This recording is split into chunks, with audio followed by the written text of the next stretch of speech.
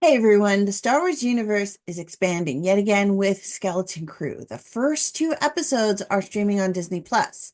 So, what happens when a group of ordinary kids becomes the galaxy's most unlikely crew of misfits aboard an abandoned spaceship that is headed straight toward a spaceport run by interstellar pirates? Skeleton Crew is a weekly 30-minute event which is really designed to bring families together, blending the wonder of childhood with the grit needed to survive in a galaxy far, far away. But does this new standalone series in the Star Wars universe actually deliver the nostalgic aspects that adults are craving and the magic that kids really desire in this kind of series? Which I've got to say, both of these things kind of have been missing from some of the last few Star Wars series. Or does Skeleton Crew kind of get lost in the vastness of Disney's ambition? Before we get into it, be sure to give this video a thumbs up and subscribe for more, and you will absolutely make my day. So, Skeleton Crew. It takes place during the chaotic aftermath of the Empire's fall.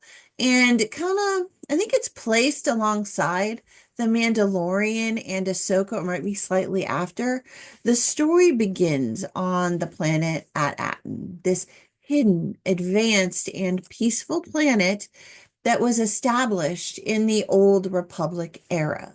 Its idyllic existence is a rarity in the Star Wars universe, but becomes the starting point for this adventure when a group of kids just kind of stumbles upon what they believe is a hidden Jedi temple. Instead, they discover that it's actually a buried starship when Whim accidentally activates it and sends them hurtling into space. The first episode really introduces their home planet and a pirate-run spaceport, setting the stage for a quirky adventure as these kids try to find their way home. It's too soon to say whether Skeleton Crew will succeed, but the first two episodes really do offer a promising start as a live action series for Star Wars loving families. The show kind of plays it safe, introducing four kids, Wim, Neil, Fern, and KB, a galactic mystery, and a rogue Jedi-like adult. And hey, some actual space pirates. And let's face it, who doesn't love space pirates?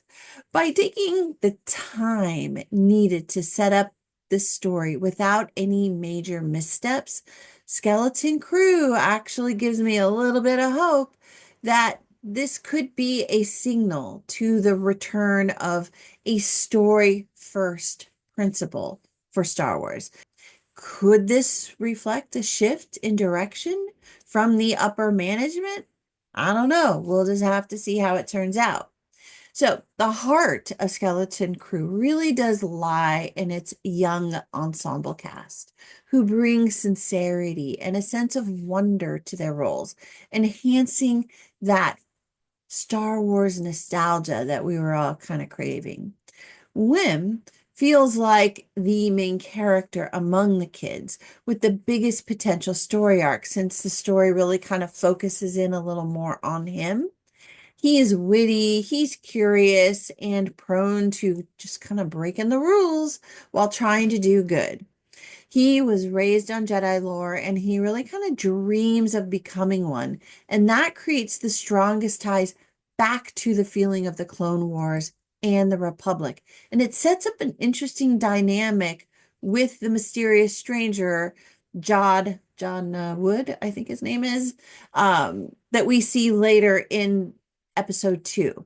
Fern, like Wim, is a free-spirited risk taker who sees herself as the group's leader. She has a lot to learn about leadership, let's just say that. And I hope that they actually decide to give her some character growth in that area because that would be the most interesting thing for her, especially if they let her fail and let her learn from some of those mistakes. KB kind of serves as the group's droid equivalent as a cyborg with cybernetic connectivity capabilities. She's cool, but I don't know, her personality is a little unclear still because she defers so much to Fern. Neil is the non-human in the group, and he's an overly sincere blue elephant-like boy. I mean, he's just kind of odd. He's just kind of sweet and odd. Unfortunately, I kind of think his toy-like design and his lack of relatability make him a little less compelling. A more humanoid appearance might have given him greater depth, but it's too late for that. We got what we got.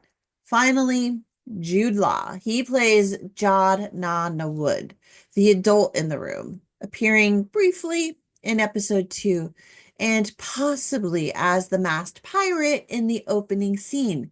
But that's speculation on my part. I don't know if that's really him or not yet. That's been not established. He's fascinating as a shadowy figure with Jedi-like powers, and he's a great contrast to the kids and their optimism, bringing this grimmer, darker perspective to the story. The casting, especially the balance between the kids and Jude Law, gives the series a really strong start. The mix of hope and darkness in the characters captures the themes that really defined Star Wars for decades. Let's see if they can actually sustain and build upon this chemistry. I'm not sure if they can. We will hold our judgment on that, but we'll see. Skeleton Crew really succeeds in capturing a sense of childlike wonder and adventure that's reminiscent of classic films like The Goonies, which seems to be what everybody is referencing. And I'll admit, I think I'm like the only person in existence who doesn't like that movie. I never liked that movie, but I think there are better other comparisons, like maybe E.T. or I don't know, there are so many other good 80s films that would be a good comparison. The show really balances moments of lighthearted exploration with genuine tension because of the pirates. The pirates really create a sense of threat, a real threat for these kids. And that, I think, is why it works. The visuals are also really well done, but not overblown. The sets feel real solid, like they could actually exist.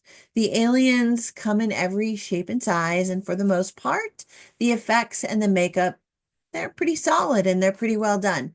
However, the thing that truly sets Skeleton Crew apart is its tone.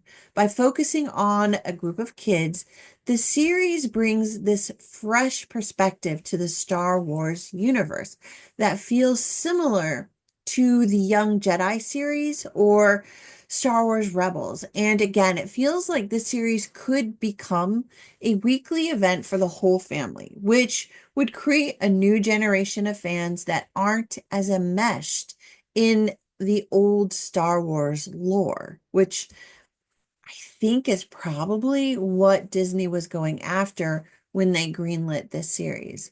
So, despite having a strong start, Skeleton Crew definitely has some flaws, guys. The biggest is the technology. And you know, I harp on this all the time when people get it wrong. Star Wars is a space opera. So, I kind of give it a little more leeway with the technology, but I don't think that it should give it license to ease up on more realistic technology. The way the kids get into the ship, turn on the power, send the ship into space, and then hit hyperdrive, sending it far off into the galaxy, feels just way too easy.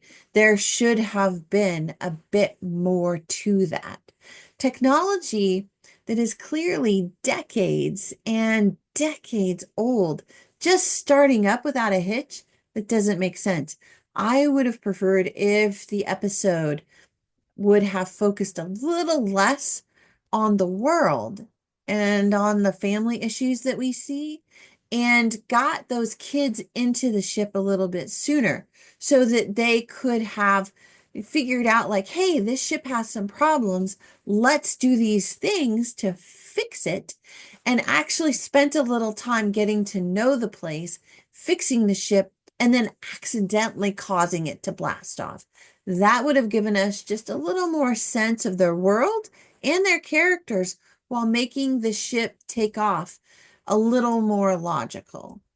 The story itself is fairly basic, but since each character seems to have their own storyline, it already feels 100 times more complex than, say, Moana 2, which is out right now. I hope the next episodes have a plot that kind of continues establishing these plot points that have been planted already and keeps the show from being quite so predictable, and that they dig in just a little bit more on the pirates and Underwood, since that's clearly where the most complex storytelling is going to happen. And I think that Underwood is actually the person who is the most complex character that we have. And he really needs to have a come to Jesus moment with his Jedi past, because clearly he has one, because his life choices have taken him down a darker path. And now he's got this new connection with these sincere and innocent children. And if there's anything that will bring a Jedi back to his Jedidom, it's that. There is something here that could either go desperately wrong or could be amazing with this series. And we're still kind of in that wait and see period. It's still definitely an open question. Overall, Skeleton Crew episodes 1 and 2 are a promising start that delivers on the nostalgia that has been missing from the live action series recently. It really feels like they may have successfully captured the energy of the best animated series within the franchise, while also giving us some adventuresome heroes who've already started presenting interesting flaws. And that Disney is being extremely careful with how they roll out the series, the characters, and the storyline. And you know what? I'm okay with that. I'd rather they take it a little more slowly and a little more thoughtfully so that they don't end up with whatever the heck it is they did with the Acolyte. And so far, it's entertaining. It's visually interesting. And I think it's something that families can enjoy together, even if it doesn't quite achieve the same level of magic as the original trilogy. I think, and let's just be honest here, like, I don't know that anything can actually achieve that same level of magic, but it does feel like this series is trying to do that. And they're achieving it to some degree. And we'll see how well that pans out in the later episodes. So, if you're kind of looking for a heartfelt, adventurous story with plenty of room to grow, I think Skeleton Crew looks like it is off to a good start. So, Skeleton Crew, what did you think of episodes 1 and 2? Did you watch them yet? Were they a hit or miss for you? Or are you reserving judgment like I am? Share your thoughts in the comments below, and don't forget to like and subscribe for more reviews, because I am definitely doing this whole series and I'd love to have you here. So stay tuned for more. In the meantime, why not check out these reviews and let me know if you like them. Thanks so much, everybody. I will see y'all again soon. Bye for now.